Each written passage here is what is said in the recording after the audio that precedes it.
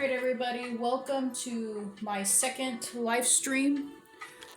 I'm gonna see if I can kind of angle my painting a little bit here. I'm still kind of testing camera angles, so kind of forgive me for that. I don't have a very big camera setup. But right now I'm kind of just prepping my canvas, prepping my paints at the moment. I usually have everything squared away in plastic so they won't dry out, but every once in a while my paints still dry out. So I'm gonna have to get everything refreshed. So in the meantime, enjoy the music. It's by Lofi. Lofigirl and Lofi Records. And the album, I don't know what specifically the album, but the artist that's playing is Tenno, and Komorebi is the song name, which I think is really catchy. And in the meantime, we can go ahead. I'm going to open up with prayer a little bit once I finish here.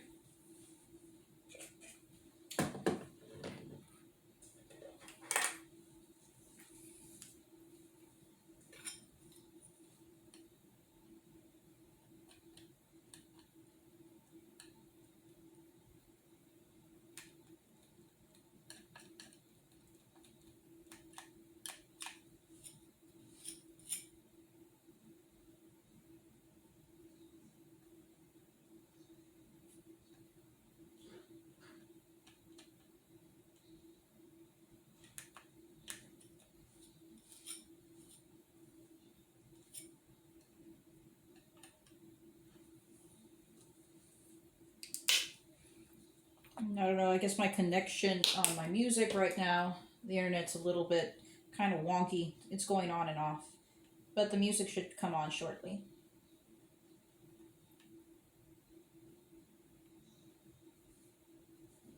Okay. I think that's good. Right here, I'm not the neatest person as far as setting up.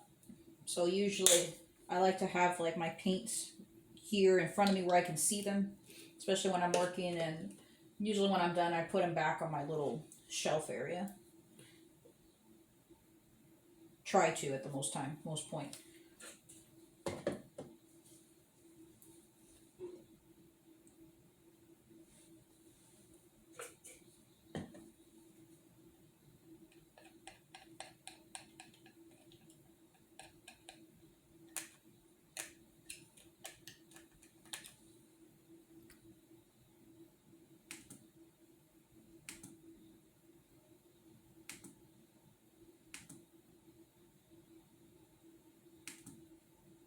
Okay, well, until that music comes back on, it's probably going to take a bit.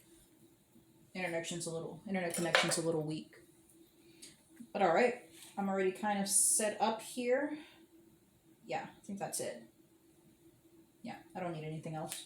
Alright, so I'll go ahead and just open up with prayer and we can go ahead and get started. Heavenly Father, thank you so much for allowing all of us to get together, Lord. Whether it's to create art, using the gifts that you've given us, or even to just sit and talk, Lord, and make new friends. And that's always a good thing too. And bless everyone here that joins in, everyone that chats, that I get to know, and others that get to know me as well. And bring each one of us peace, and bless each of the day that we have ahead. In Jesus' name, amen. All right.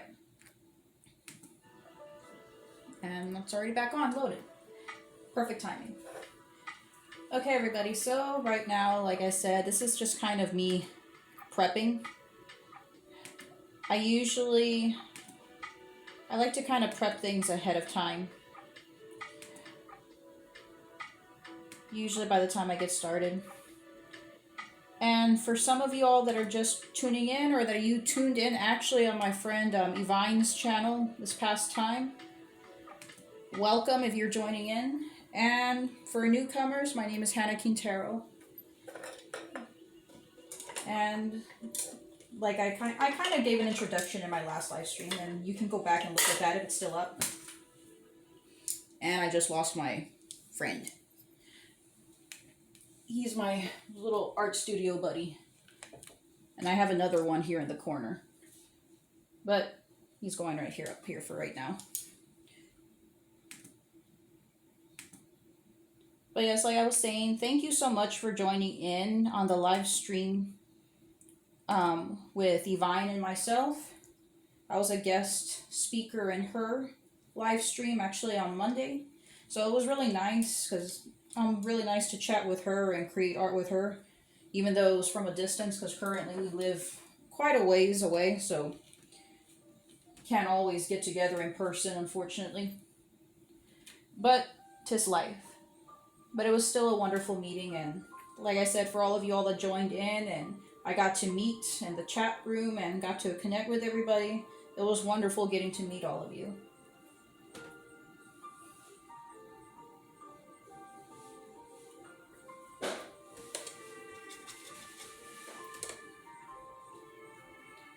But no, and I like the idea of like having different guest artists to either just chat or just for everybody to see the different art styles.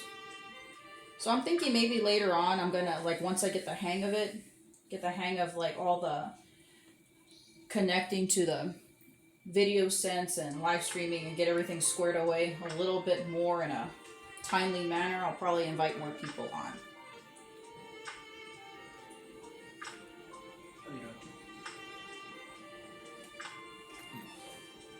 So right now I'm just kind of prepping.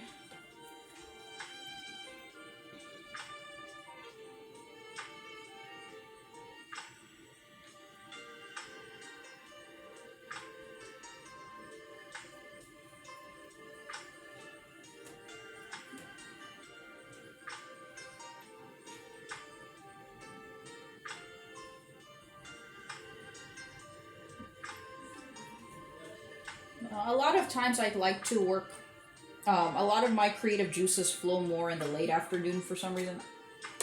I'm not really, I call myself a temporarily, well, not temporary, more of a semi-tired pigeon of sorts, because it's kind of in the middle. I'm not really a night owl, and I'm not particularly a morning person. It's selective, depends what I'm doing. But for the most part, like right now, like at 5 o'clock, usually like between 3 to 5 is like kind of my most creative hour. And a lot of times I like to, that's when I feel like I get the most done.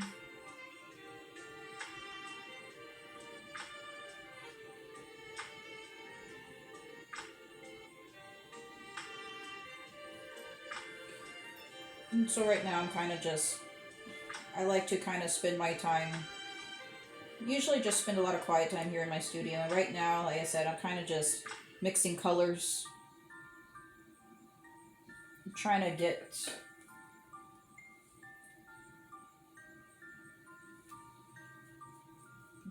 do some color matching right now. Because a lot of times with painting, I don't know how it is, like, 'cause I know, like I had mentioned before, like I said, for those of y'all that tuned in, Danielle and I, we were comparing our art styles. Well, Levine, we were comparing our art styles, what we do specifically, the differences with digital art, and of course traditional. And with digital art, I would not know where to start. It's a very, very different medium. I'm gonna have to. So it's a lot of times with the computer outlines and let's see, the different computer programs. It's a little bit difficult for me anyway.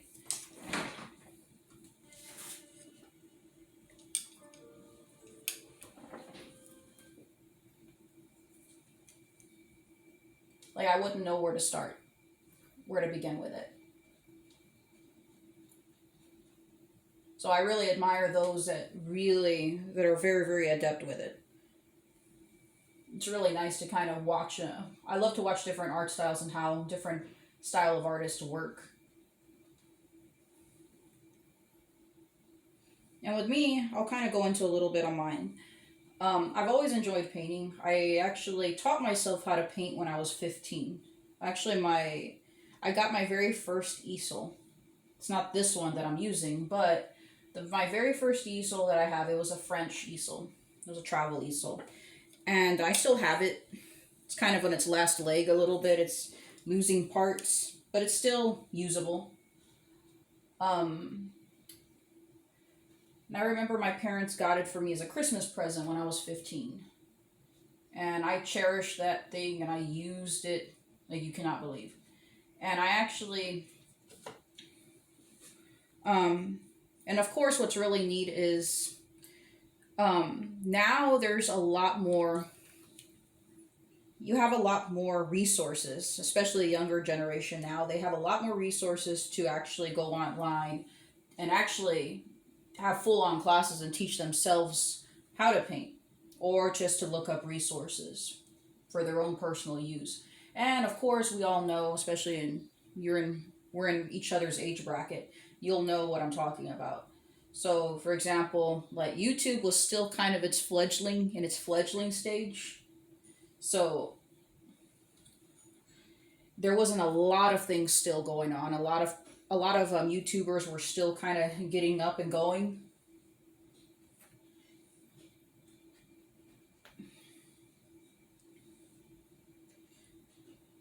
And I don't know about if there was any artist YouTubers at the time still. And if there were, they were more, I guess, underground. You didn't see too much of those. Now you see a lot more artists promoting their art and putting themselves out there on YouTube. And a lot of them have really, really in depth, amazing tutorials like how to color mix, how to draw, or even just going about you doing live tutorials. And it's really, really neat. It's really, really neat when you get into it. And what's really, really cool about that is like I say, a lot of the younger generation has access to that. So, and at the time, maybe there was access, I just didn't know, but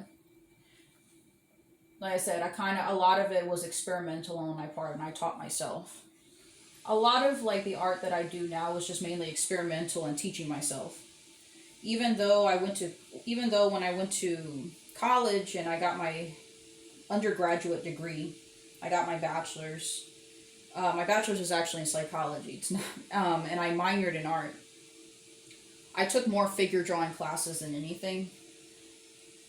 I didn't actually take any painting classes. I probably should have, but like I said, I kind of just taught myself, and my personality is a little stubborn. I like to experiment first. I like to experiment on different mediums and different things first before trying things. The only thing I can say that I took classes on, mainly because like there was no way for me to teach myself, like no possible way, was ceramics. I took ceramics. I set my glove on fire when I was in college. That was kind of fun. Well, not for me at the time. I remember my professor kind of peeked from outside the door when I was taking my pot out of the kiln, kind of shook her head like she was like, it was like, oh brother, like it was kind of something expected, or maybe it was just me, I don't know. But I've always had some type of comical incident that's occurred.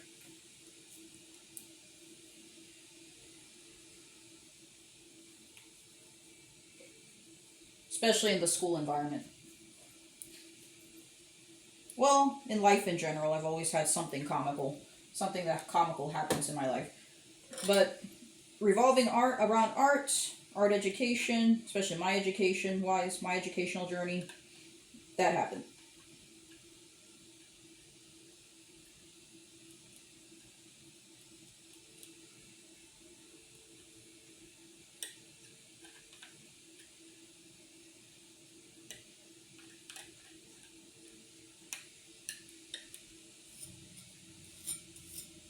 And And I think to add on to more of my education,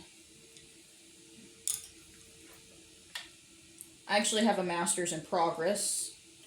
But of course, with life, I had to put that aside for a little bit. I have it kind of just on the back burner.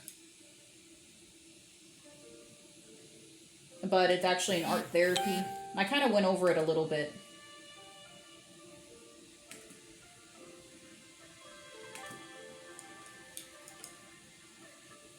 I kind of went over it a little bit, just briefly and stuff whenever I was talking to Danielle and introducing myself and when she was introducing me.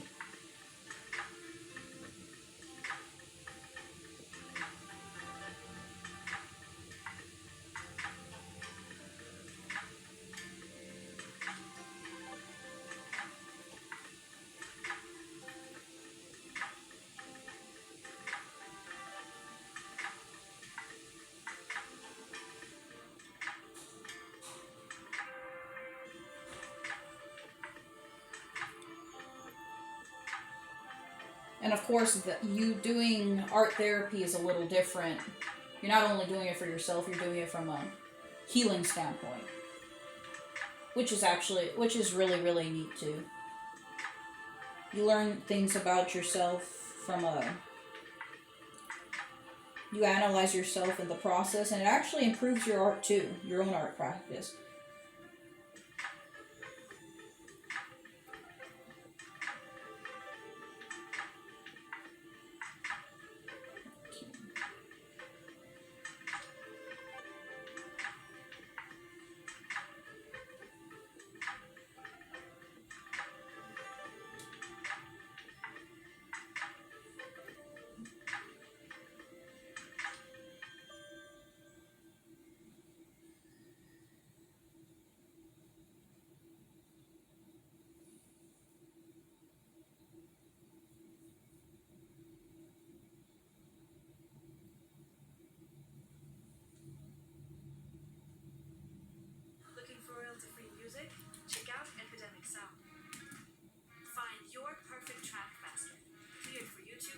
I don't want to hear no commercials.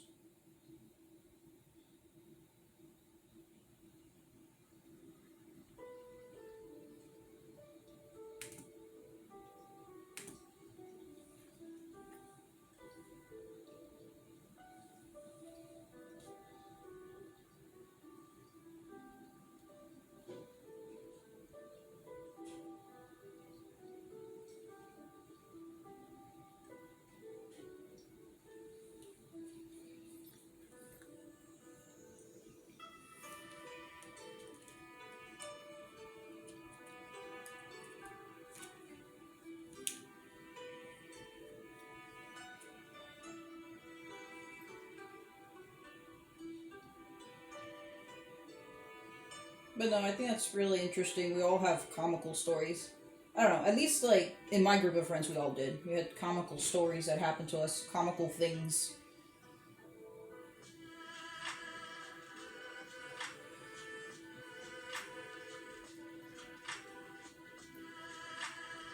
Would you say for yourself personally, was there anything comical, like especially if you went to college or you were, or even just in your youth, like in your early 20s, or even if you are a teenager still, you can kind of just let me know. You can have like a little chit chat about that because I love comparing and listening to other people's stories. It's so fun.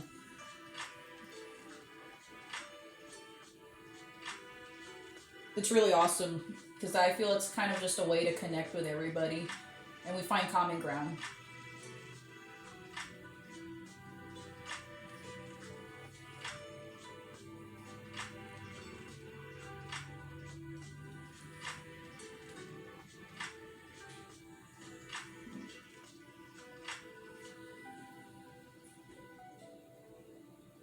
I'm kind of like when I work, I'm kind of methodical. I like kind of work in a methodical pattern. I don't know, maybe I should probably learn. I'm trying to like work on speeding up my painting process a little bit, but I don't want to compromise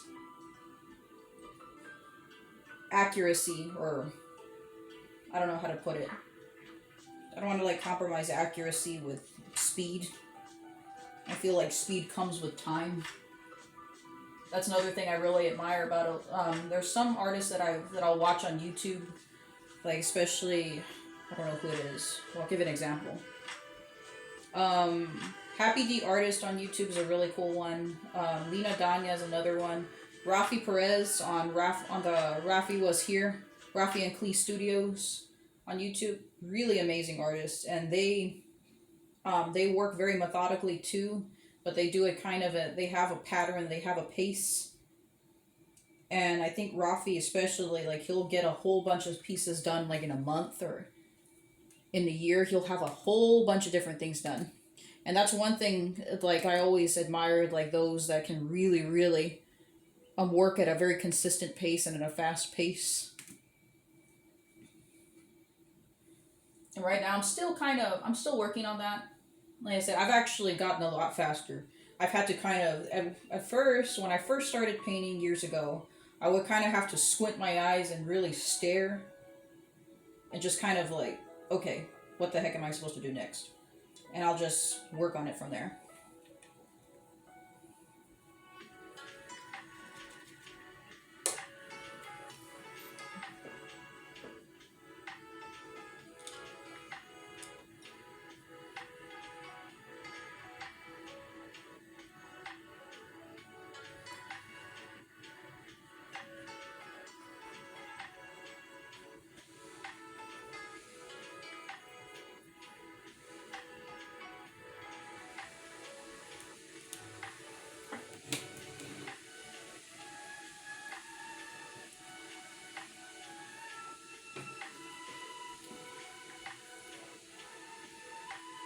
And sometimes, well, now I really want tea.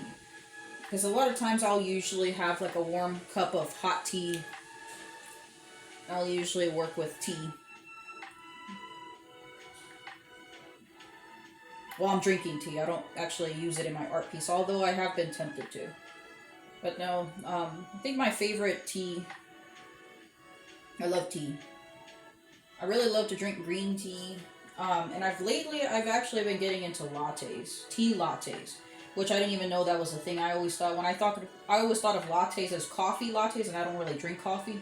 It's kind of ironic because I love the smell, especially because my husband loves to drink coffee. And every time in the morning when I make him a cup, I love to smell the aroma of the coffee beans cooking or brewing, whatever it's called, brewing. Like I love to smell I love the smell of brewing coffee. But I don't like the taste. It's kind of bitter. I'm not a bitter. I don't really care for bitter too much.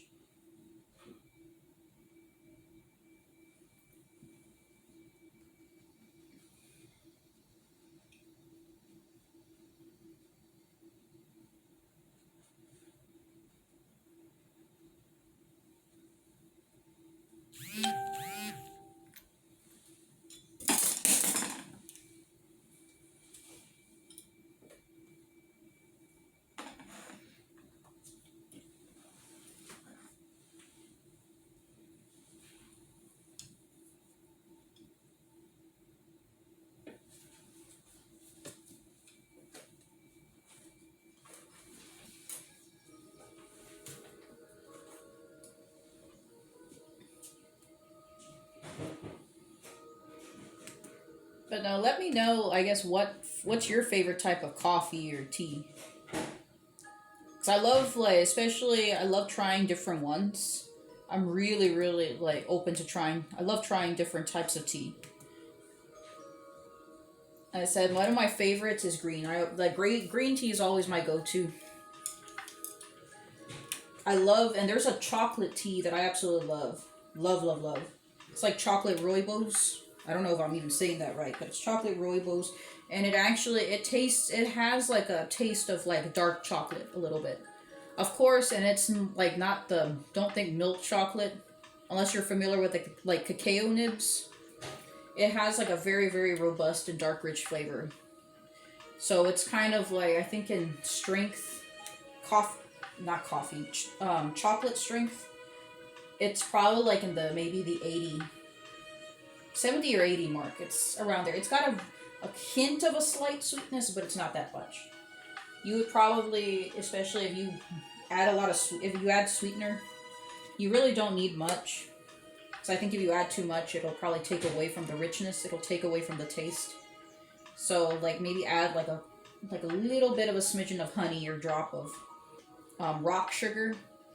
Which rock sugar, if you've never seen it, it actually looks really pretty, but it tastes really nice. It's a lot healthier than regular sugar for obvious reasons.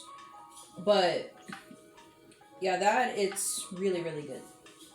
I remember there was in college, there was Yvine and I and our friend Lumi, which Lumi is another really good dear friend of ours that we went to college with. We all went to college together, and we would all there's a coffee shop there in our college town that was really, really neat. It's called Arusha's. Really, really beautiful setup, beautiful place, and they have a huge assortment of teas. We would say that we were spoiled from that place because it had so many different varieties. They had different types of sugar, different types of, just teas in general. I don't know, there was a lot of different coffees. But again, like I said, I don't drink coffee. But it was nice because you could still smell the aroma of the beans.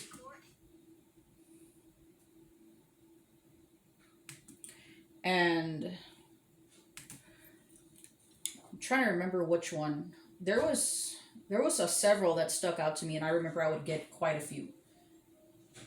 But I think they had a chocolate tea. They had a type of chocolate tea. And there was one that they put pine nuts in. And it tasted really, really heavenly. Like it actually, the sweetness of the tea and then the saltiness and crunch of the pine nuts actually balanced the flavor out. Which it sounds kind of odd, but it really worked. It really did. And right now, we recently got a tea frother and a French press. One of those milk frothers. I don't know what they're called. But those milk frother devices and a French press, and we've been obsessed. Lately I've been obsessed making tea lattes and milk lattes, but tea lattes especially. It's delicious. Now I want to go make one. I'm probably going to do that after this. But it tastes really, really good. Now that I got the hang of using a French press and that, now I want to try to learn how to make little latte designs, like how they do when they make those little fancy cappuccinos in the cups with the hearts and flowers. I don't know what they're called, but they look really neat. They look really pretty.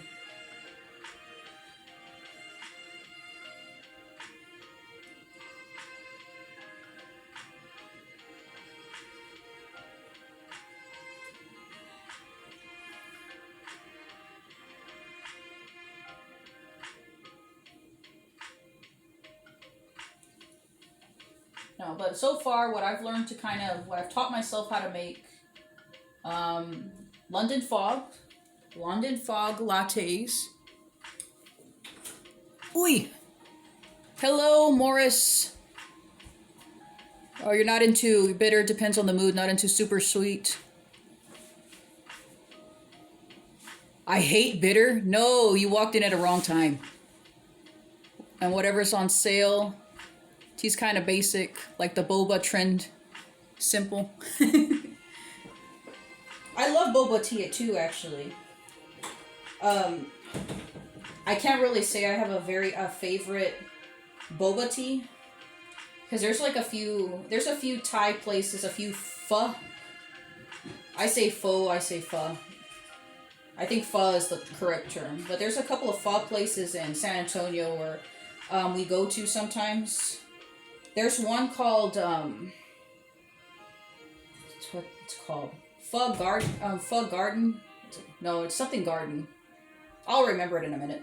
But it's there's a couple of really good Vietnamese places, and which amazing pho, especially vegan pho. They have really good vegetarian. There's a place with really good vegetarian pho, and it's really, really good. Really, really good, and their boba tea is excellent. Let me see. The one that I like, There's a boba tea that I actually like a lot. It actually, I think it's matcha. It's a type of green tea. It's a green tea boba or green matcha. And another one that I've actually had and taste, I was actually very surprised when I had it. It was like an avocado boba tea. The avocado boba tea threw me for a loop when I had it. But yeah, the China Garden. I think it's China Garden. Well, anyway, but it's kind of like on the southern part of San Antonio. It's in a newer area, like in a new shopping area. But they have really, like I say, they have like tofu. They have a tofu pho that's really good.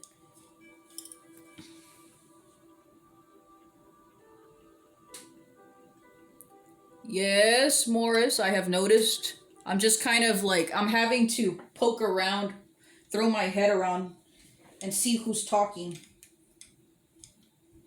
Hey, how are you today?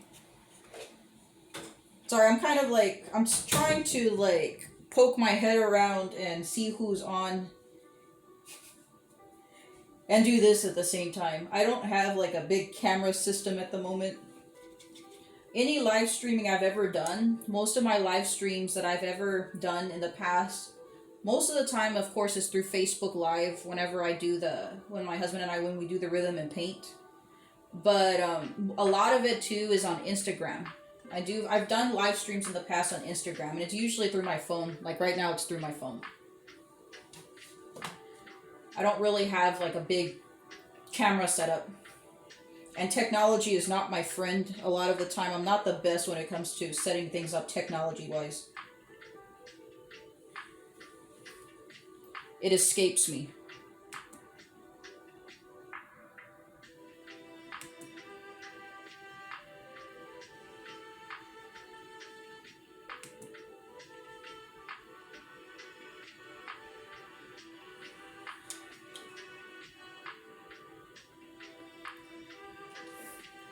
Hola, back at you.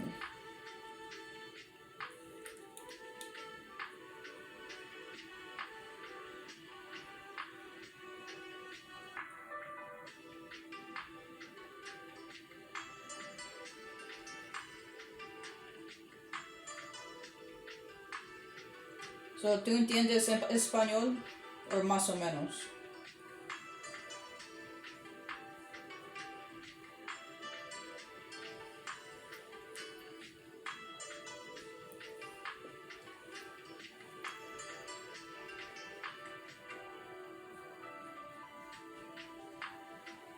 Sorry, I had to. I see Spanish sometimes and I feel compelled to practice. My Spanish is not the best. It's kind of ironic because I grew up close to the border all my life as a kid. But my Spanish is not the best. You would think growing up in the southern part of Texas, close to the border, you would be very adept in Spanish, or like it's a given. No. It skipped me.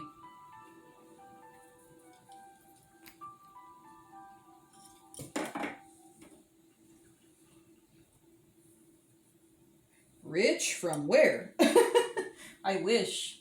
I wish. That would be nice.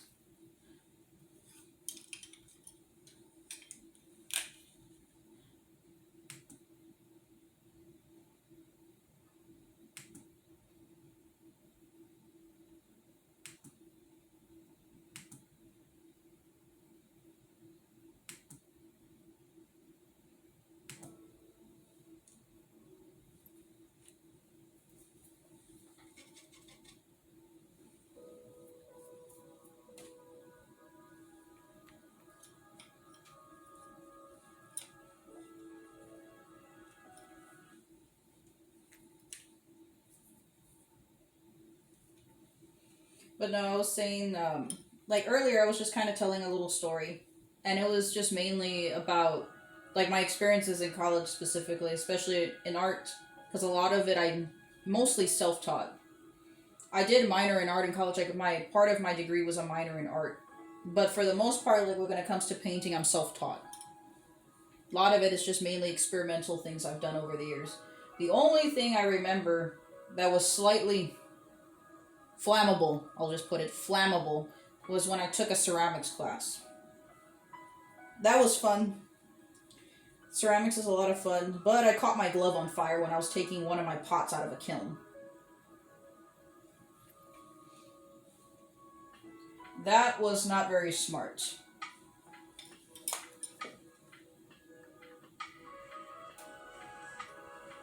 Live stream is a balancing act. Oh, okay.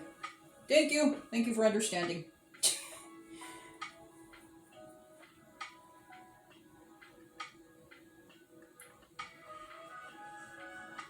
But yeah, I remember one time, like I said, one of my comical experiences with learning ceramics. It was my very first ceramics class. I caught my glove on fire. Fire is not my friend either, sometimes. At least it doesn't like me very much.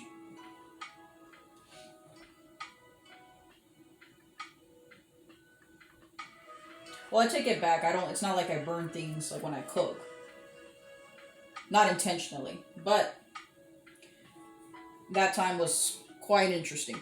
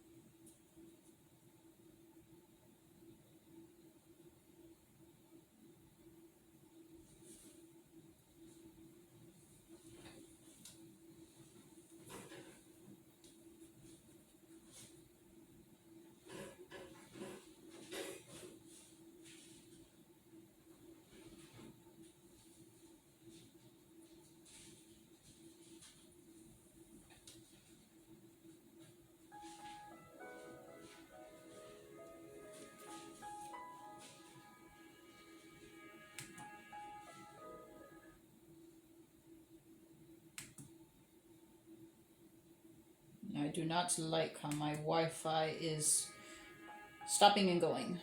Going and stopping.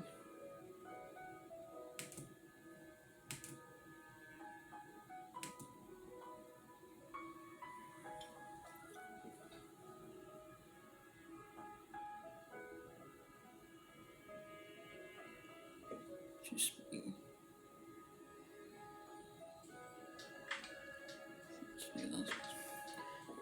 as far as Spanish, my family is fluent actually. They're not like, it's more Tex-Mex Spanish. It's not like, because if you go to Mexico, if you go across the border and you go to Mexico, the Spanish is very, very different. In Mexico, if you actually try to speak Tex-Mex, or if you mistakenly speak Tex-Mex, they'll look at you and kind of cock your eyebrow like you offended their grandma and their ancestors. It's not pretty. So they actually, a lot of like traditional like Mexicans in the country itself will take offense if you speak Tex-Mex, because it's more slang than anything. It's not the proper Spanish. So my family, they grew up speaking Spanish, but it was more like the Tex-Mex side. Although my parents, my grandparents, even my older siblings, they're all fluent.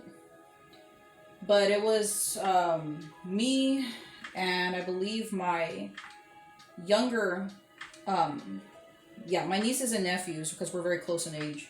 My nieces and nephews and I were actually, it kind of skipped us a little bit. But usually for my parents, what they did, the reason why they didn't, because they wanted, I grew up in a very, my parents were very, like, I lived in a very sheltered, grew up in a very sheltered household. a lot of it to do was because I was actually homeschooled most of my childhood.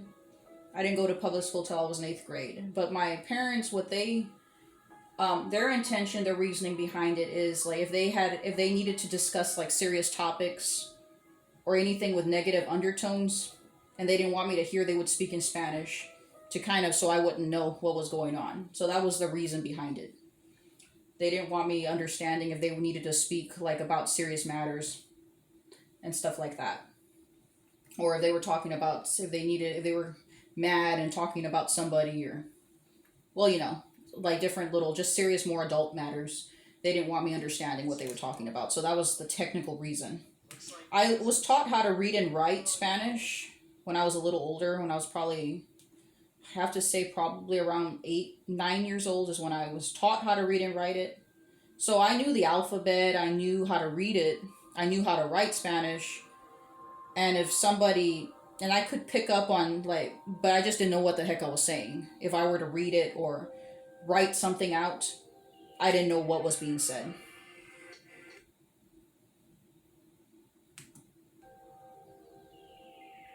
So Spanish, and it's kind of ironic too, because when I was a teenager, and I actually had to take Spanish classes in high school, I aced it. I aced the class, which is kind of ironic because I still didn't know what was being said, but I could still read it, all the grammatics, all the different grammatical spellings and everything. I picked up very quickly.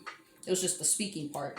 I didn't pick up on speaking till I was probably in my 20s is when I slowly started picking up on it. And then lately, probably, yeah, actually about a couple years ago is when I started really getting a little bit more, a lot, like improving a little bit faster. And mainly just because there's a lot of, at work, at my job, there's a lot of Spanish speaking students. I have to communicate and interact with a lot of Spanish speaking students. So listening to them on a daily basis, it helps. And especially just because of, depending on where and which Spanish speaking country you're from, that you pick up on the dialects too. That I learned, that one, it was kind of a comical thing I learned when I was in college. Because actually one of my friends, Yvonne, actually, I think you've seen her channel.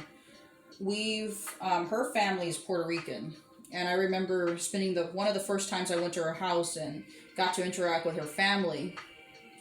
When they started speaking Spanish, it threw me for a loop because they have a lot of slang terms and their way of speaking is very, very different from Mexican families. Very different.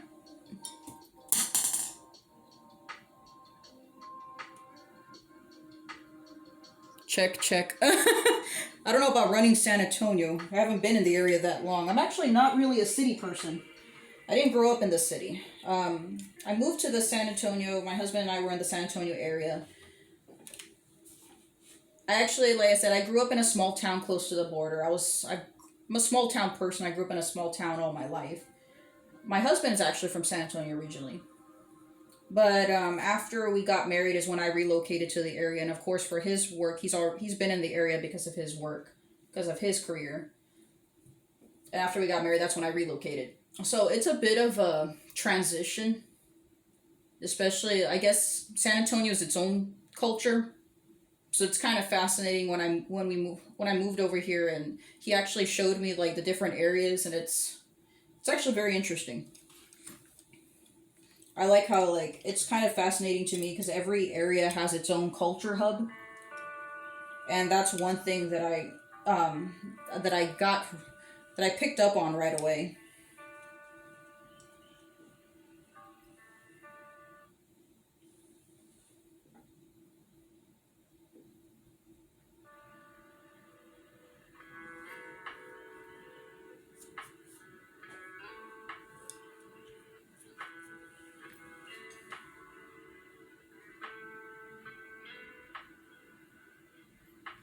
Look back. Well, honestly, I think when I saw your picture, I figured I couldn't tell. I could tell it was you were a mix. I figured like kind of like you almost had a mix of I figured a little bit of a Hispanic mix, little bit of white, but I could tell you were a mix. You couldn't really a mixture of different ethnicities. It's kind of I have like usually when I see people, whether it's through pictures or either in person, a lot of times I like to observe, or I have a tendency to observe different facial features. A lot of times because I work with figurative art a lot, and a lot of times like I can usually see and tell, usually by the bone structure and by like people's facial expressions and even skin color, of more or less of what ethnicities they can be as far as heritage wise. And a lot of times it's because I tend, because of when I took figurative art in college, and even I did figurative like sessions in communities before. And it's kind of figurative art is actually a learning process. It's your forever learning because there's so many different models that you work with, or even pictures that you see. You there people have so many. You're constantly learning because no facial structure and no person is completely the same. Even relatives, if you look at a family, you're still gonna see different nuances and differences.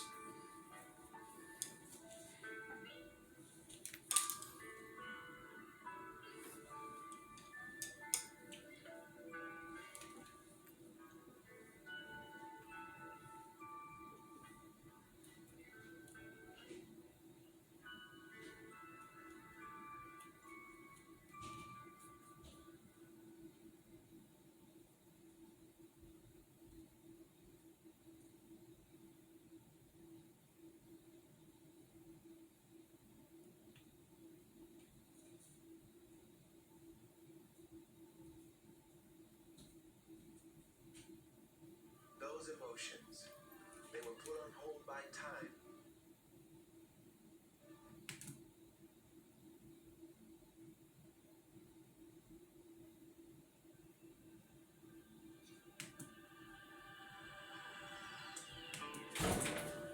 Oui. Goodness me. Bathrooms are bathrooms fine. Fabulous.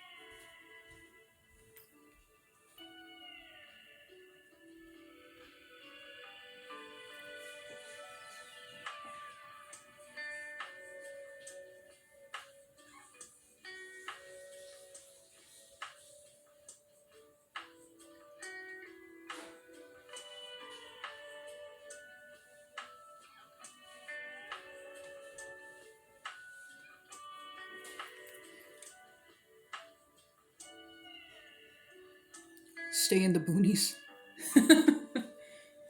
I've lived in the boonies. Lived in the boonies all my life.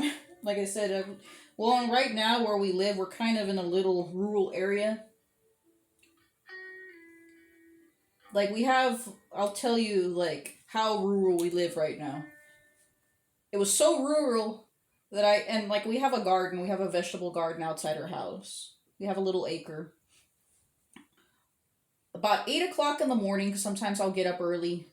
Usually during the summers, not so much, but like during the work year, whenever my husband's back at work and stuff like that after our vacation. I'll usually be outside at like 7:30 ish to 8 o'clock in the morning, watering our garden, tending to the vegetables and stuff like that. And I kid you not, I was outside and all of a sudden I heard galloping, random galloping. I looked up from and I looked up from my watering hose and I'm still kind of half asleep. I see 3 cows being led by 2 donkeys, and the ringleader leading of this whole little group hodgepodge of a stampede was a tiny donkey with curly hair, which I dubbed my spirit animal because I have curly brown hair. So, and they were just running in a pile, and then all of a sudden one of them dispersed, did a U-turn in the yard of my neighbors, turned around, and then all of a sudden, a couple minutes later, like a minute later, there was somebody chasing them in a truck.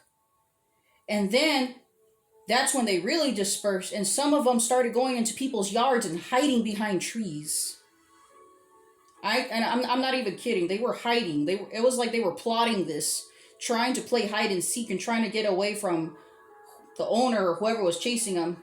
And then all of a sudden, the truck just kept going, and they all like circled back around and went in a straight linear unit, went back behind somebody's gate, and then boop, they were wrangled up all perfectly safe and sound.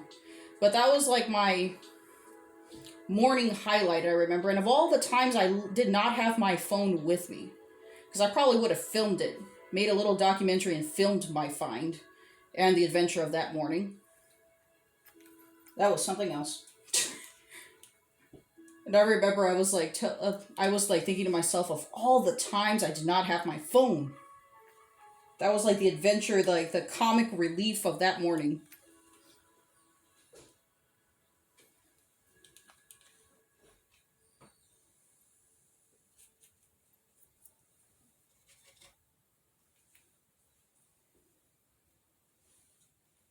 And we've had foxes too. We've had foxes in our garden. Very pretty foxes. They lived behind. We had some group. We had like a couple of foxes, 2 foxes that lived behind our creek for a while.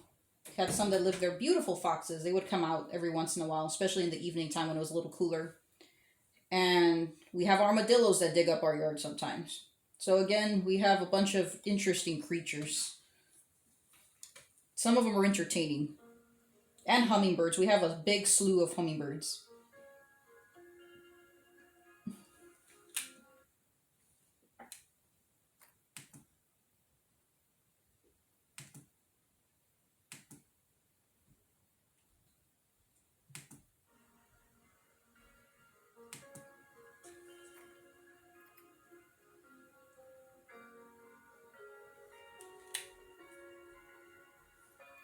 Let's see.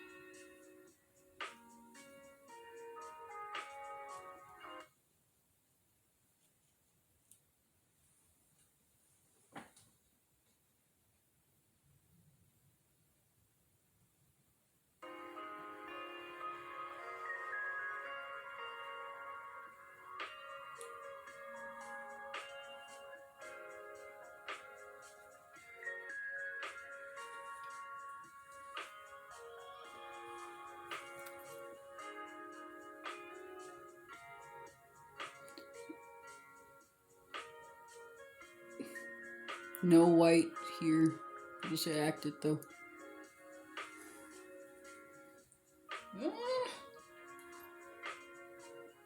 I don't know. I've never understood that term. I guess it's just maybe. I don't know, I can't really say, because I've been told, it was kind of funny, because it kind of reminds me of, like, even when I was in school, a lot of people thought I was, like, half white, kind of white. I think it has to do just mainly, I don't know how to put it, maybe just a lack of an accent. Because usually if you go to, actually, if you, like, in the area that I live, a lot of the locals have a very thick, not like, I don't know how to describe it, not like a thick Mexican accent, not like that, but you can just hear it where it's, especially where Tex-Mex is very common, you can kind of hear it in the lilt. Although I was told probably I had it, I still do occasionally, if I get really excited it'll come out, but I think that's probably what it is probably maybe a lack of an accent. I don't know. That's a interesting one. I've heard, like I said, I got that a little bit, but it was kind of I don't know. That's kind of something I've never understood when people make that reference. I guess regardless of ethnicity, I was just kind of like, how is that possible? Warning, if you don't want to discover how you can ethically steal the breakthrough new method.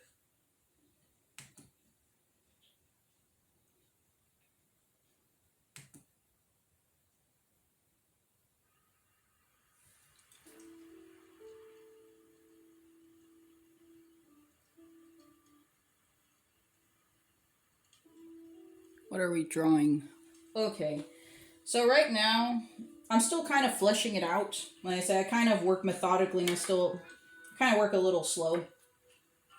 Because I plan everything as I go. But the whole point of it right now that I'm working with right now, it's kind of a monotone. There's going to be a lot of silver and gold intermingled in it. More of like an automaton or like an android. It's going to be very mechanical, kind of like an android look. And the character that I'm drawing is going to be kind of showing like she's running on electricity or oil, and her heart is going to be suspended outside of her body. So that's going to be like the whole concept so far.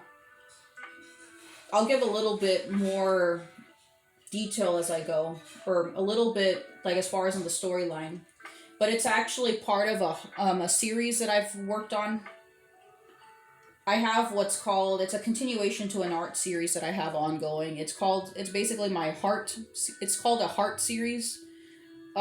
Basically different depictions of the heart. Like I have one, like my first heart series, and I have that finished piece already done, and that one is it's there posted in my Facebook or in my Instagram page.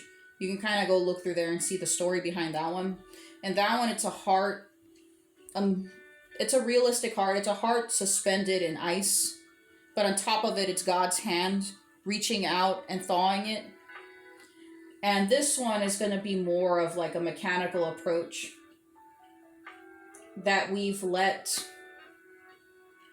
that we're so engrossed in a sense of technology, or that technology is kind of devoid our emotions to the point we're just running on oil and electricity and wires. So that's the concept. So right now, like I said, I'm kind of just fleshing it out, and it's just going to take a lot of layering. Hello, Mir. Nice to join you. Hello. See, neighbors had some rabbits and a couple of chickens in the suburbs, the Mexican families. Oh, there's a lot of chickens out here too. There's a few roosters that kind of roam our creek in the backyard somewhere. We were tempted. We're tempted on getting our own chickens. My husband and I were vegetarian, so like not intending for like eat them. That's the only thing I've never been able to do. Is just like, especially because I've always grown up in the country, and then my father was actually a rancher. Grew up in a ranch. So I've grown up in that environment a lot. Grown up in ranches and stuff like that. But it's kind of funny because that's one thing I wouldn't be able to do. I've always, because of my own personality, like I see like farm animals and stuff like that, I see them as really cute and I get an emotional attachment to them. I see them as pets. I can't view them as like even though like I didn't grow up vegetarian, I didn't grow up vegan or anything. I still ate meat. I don't eat pork. I never eaten pork, but for like chicken, once in a while beef. Never been a fan of beef, which is kind of ironic because all my family are carnivores. I say that as kind of a running joke, but yeah, like anything like as far as farm animals that are raised for meat, I think they're too cute, and I'd be like, no. So I don't want to see them like suffer and stuff like that. I don't know. That's just kind of how I've always been. I just see animals as pets. I can't see them as anything else.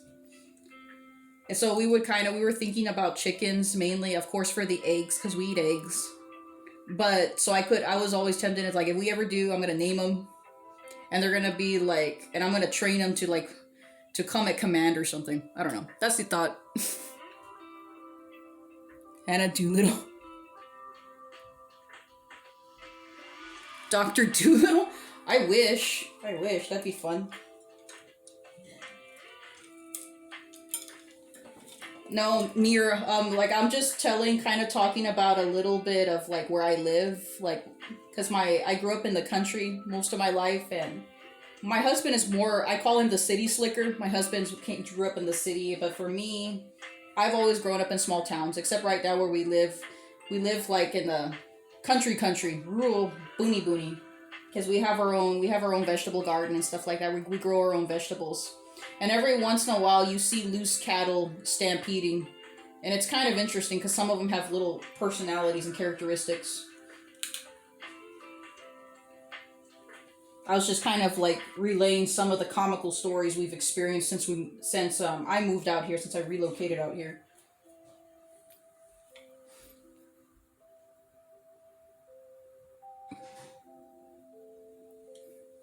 And how's your day, Mir? How's everything going with you?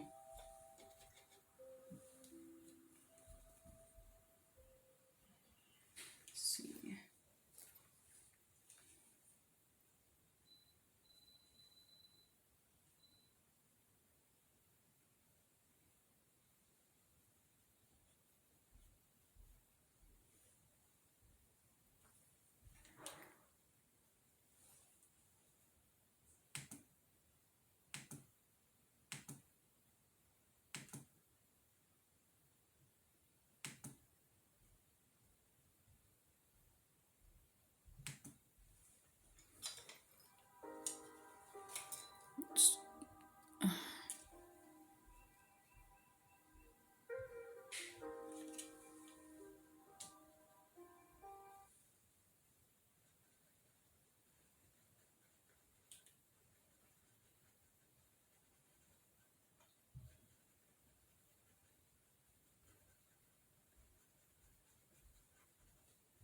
No, like I was saying, it's like you can kind of see, like, I usually work, like I say, just work really methodically. I'm building up speed as I go. It's going to be my goal at one point to build up speed. But I don't like to, for me personally, I try not to compromise, like, quality with speeding through things. I like to kind of just watch. And I guess, too, it's just mainly when I listen to music, when I get in a rhythm, I kind of just work at a slightly slower pace.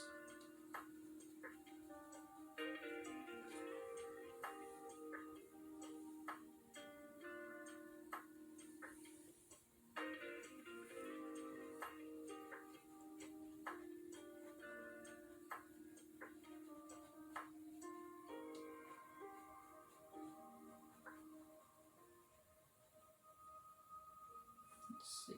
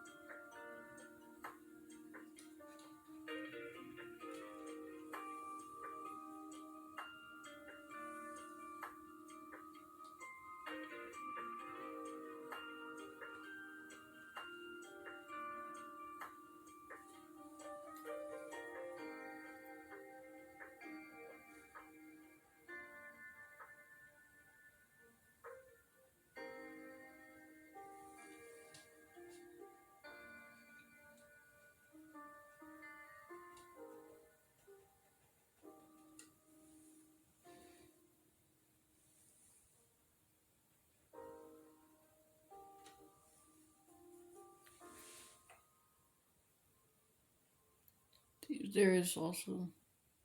They're surrounded by a bunch of animals too. We'll see wild chickens. Wild chickens?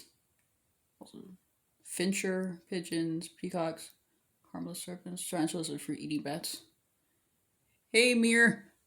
Fruit eating bats? As in, like, the giant fruit bats? Those giant ones that, like, they suck the nectar out of the fruits? Those type of bats? Those are cool. I like those. I've always wanted to see one. See some of those bats.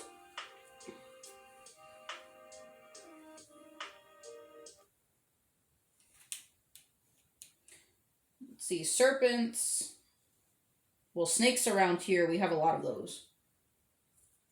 They don't come around too often, but you see them every once in a while.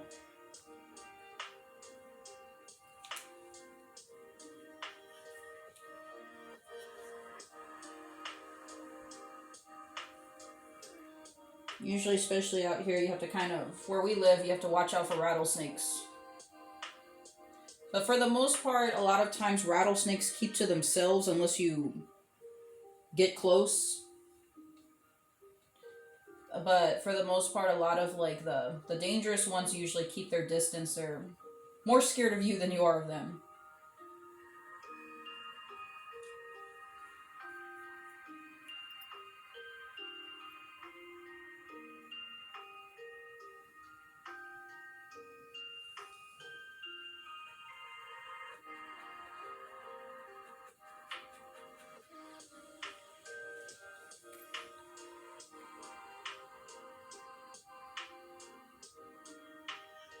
Vegan here.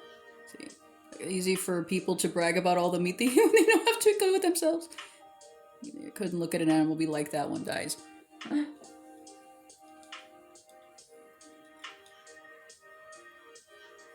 Yeah, I remember. I think you had. I remember. I don't remember if you had mentioned it or if I'd seen it in one of your Facebook posts that you had mentioned something about being vegan. Yeah, I can kind of understand that. Like I say, I'm not. I'm more vegetarian. I grew up, and it was mainly. We didn't. I didn't become a vegetarian until I was a little older.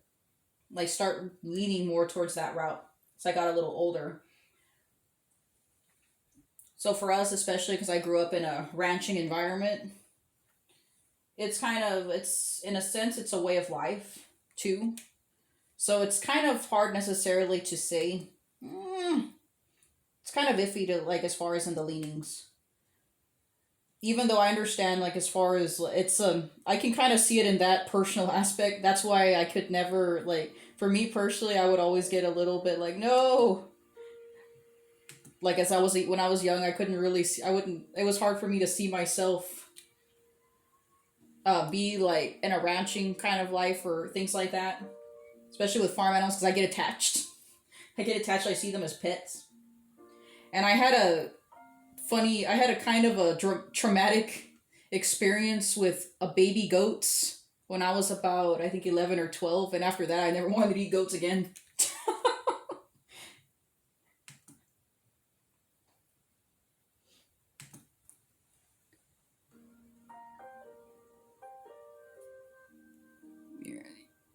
Who's like the talker in the group. A pet rooster, he was named Captain Clucks. Like Beverly Hillbillies with their critters. Ellie Mae Clampett. Actually, I've been called Ellie Mae Clampett, but for other reasons, actually. Pet rooster.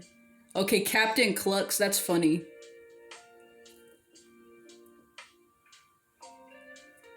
I lived in rural areas, never a city boy. Oh, okay. Well, then you see what I'm getting at. I like cities to visit, like during the day, visit, meander. But for me, I guess personally, the reason why I've never cared for cities too much, I appreciate the cities, but it's more because of the noise. I remember, I think when I was in high school, I stayed, where was it at?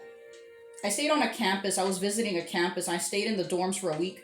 And I remember you could hear sirens all week. And I think it was because the Spurs had won a basketball game or something. So, woo! You could hear like all the sirens all week long, where you just heard cops going by. And I'm like, people live here willingly? And that was just my thought process throughout the whole entire thing. And I was like, never Excuse me. Never again. Never again.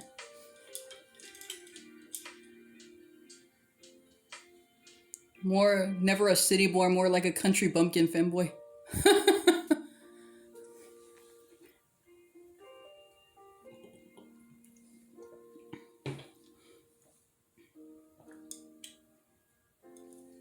No, it's kind of interesting because even when I went to college, even though college wasn't really like a big city per se, it was still pretty huge. It was still a very huge compared to what I was used to.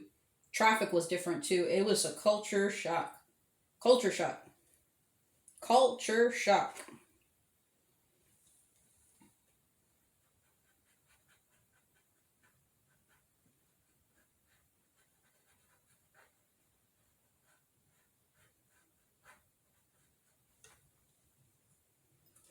I photographed food in New York and Philadelphia.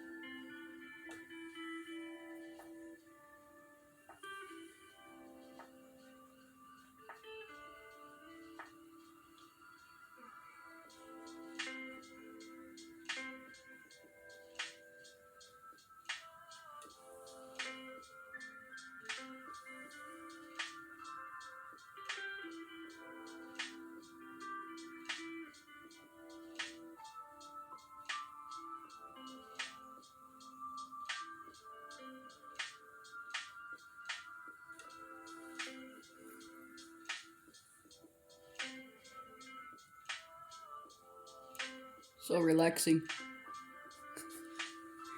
I'm glad you like it. I don't know if I would consider myself, well, maybe. Bob Ross was like extremely calm. Extremely calm. I think I would play Bob Ross like when I would work with my high school art students. I would play Bob Ross in the background. It was kind of funny, and some of them got so relaxed they went to sleep, some of them were like, or some of them be like, this is inspirational, and then they got to work painting more. So and I love Bob Ross. He's awesome. Like I guess like in my personality, I'm kind of the calmer sort. I can't really build up a lot of energy too much.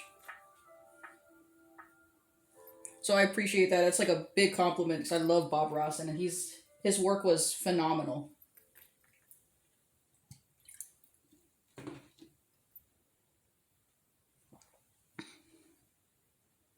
For you country folks. Thank you. Miniature movie. The itty bitty ones. Itty bitty ones? Let me see.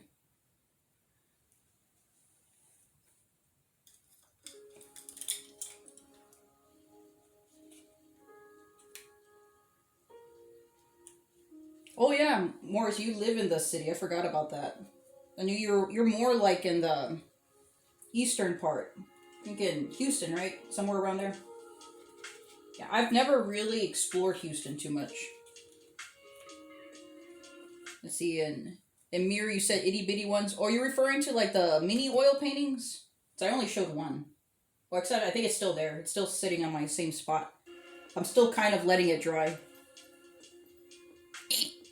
Taking care of animals, so yeah. Oh, okay.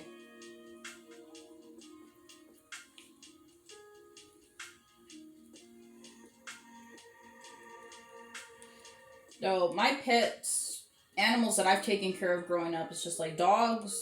My family always had a lot of dogs. And then, as I got older, cats. I'm a big cat person.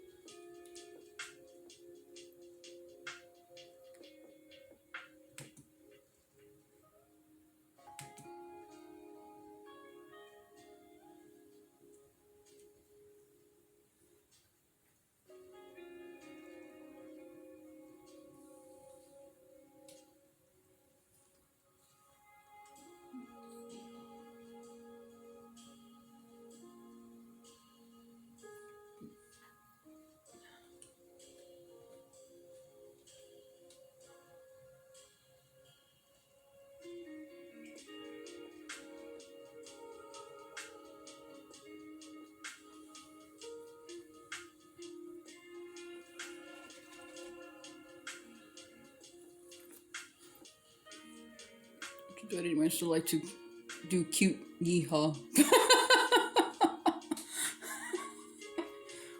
Well, that's always fun, especially like knowing your roots, where you come from, and how your family is, and stuff like that. It's always awesome.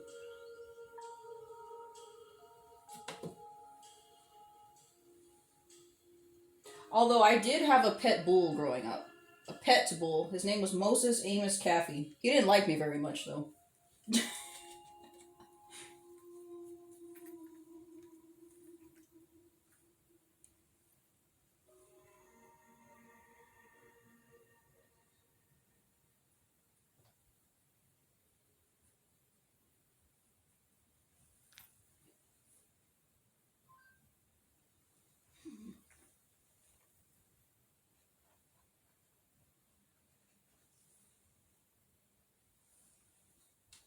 Soundtracking your content can be tricky. It doesn't have to be. No commercials. I don't want to listen to no commercials. Go away. No. No, thank you. It's quite not nice. Okay.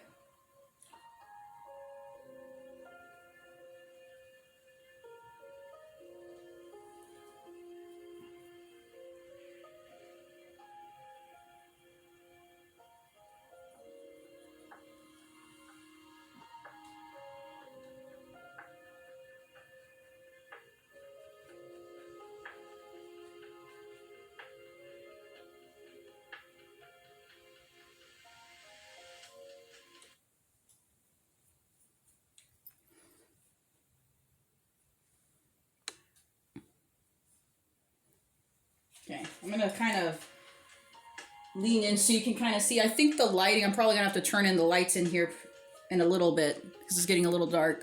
But this is kind of a close up so far what I'm working on at the moment.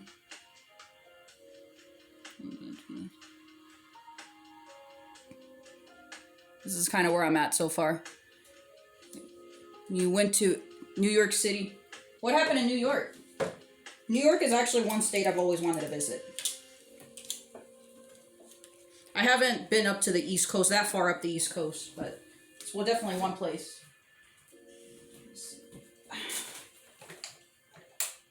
There.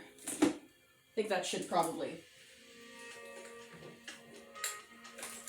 Slide. Let there be light. And there was light. Okay. So noisy. Oh, the noise. Depression when in smaller places weird me. What? Oh, and like the snow. Oh. Oh wow. So it's kind of funny. It's like two polar opposites. Morris like loves the high speed life of the cities, and then New York is too fast. That's actually one of the reasons why I've heard so much of that, and that's kind of one of the reasons why I guess I've always been curious about New York, is because, and actually what I heard the other day, I forgot who told me. Somebody, actually I think it was at church, somebody told me at church that they had gone to New York City, and supposedly like in the I think it's in New York or in Vermont, like in the East Coast cities, they had said that they talk very fast, like they talk really really fast, whereas like here in the South we talk slower. Which is kind of funny because I'd never thought anything of that. I've never come across too many people from up north, like not in the New York side anyway. I think I had a friend in college, she was from New Jersey, and you could hear it in her voice. You could hear the accent. But the New York, no, not too much. I just know that there's a lot of hustle and bustle. And the rats are ginormous and scary looking. But I've always wanted to see like the whole hustle and bustle thing, to see what it's like in New York City, just maybe for like a couple days, just to kind of see, and of course just come back to my little abode.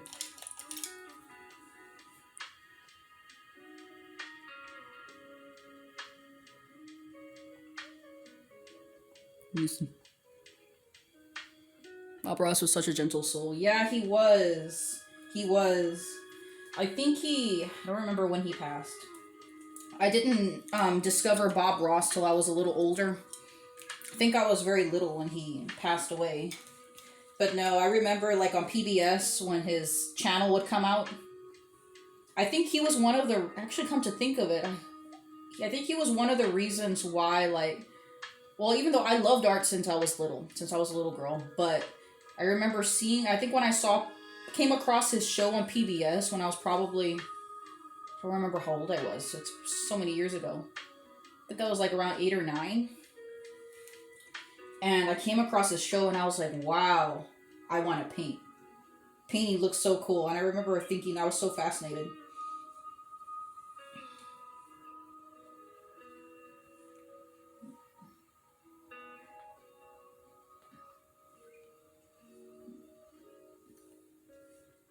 But yeah, he was phenomenal. Phenomenal.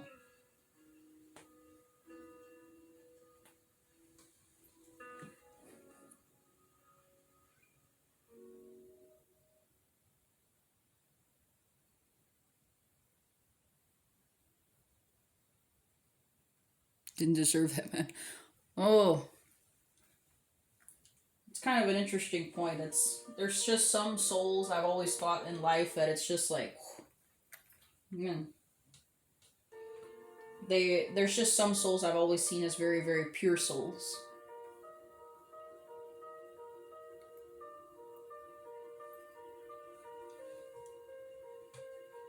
Like, God gives people like a certain amount of patience and some with so much peace. I see it as it's definitely a gift. You grew up in chaos.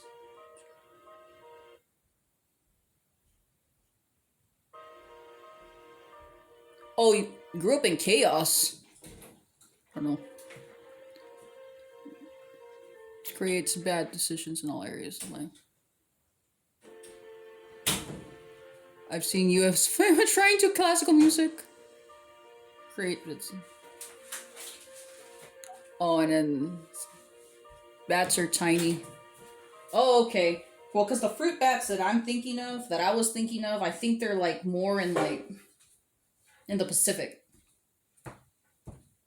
That's like the fruit bats that I think of when I think of the fruit bats. There's these huge.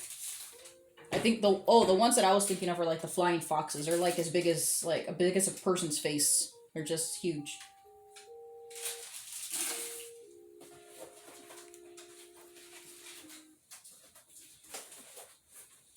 It's like that one quote, grant the serenity for the things you cannot change. People need to be able to be more is a huge problem for the world. Usually.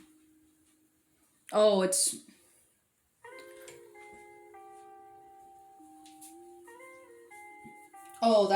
It's the serenity prayer.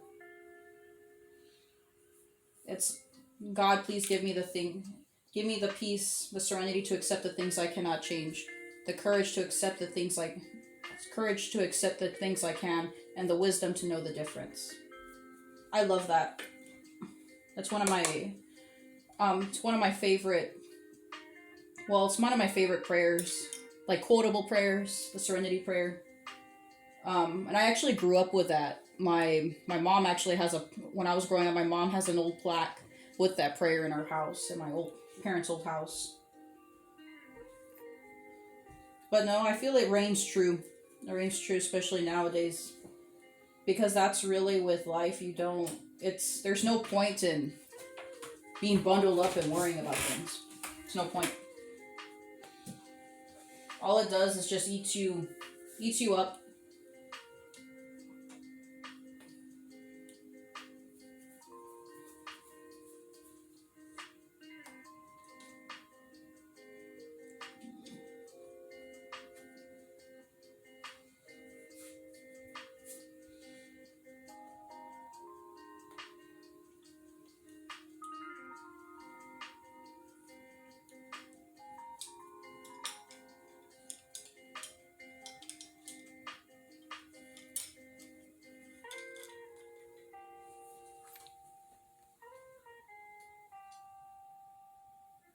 a bull. Too huge. Well, let me see. It's like Yes, Mira, I had a bull.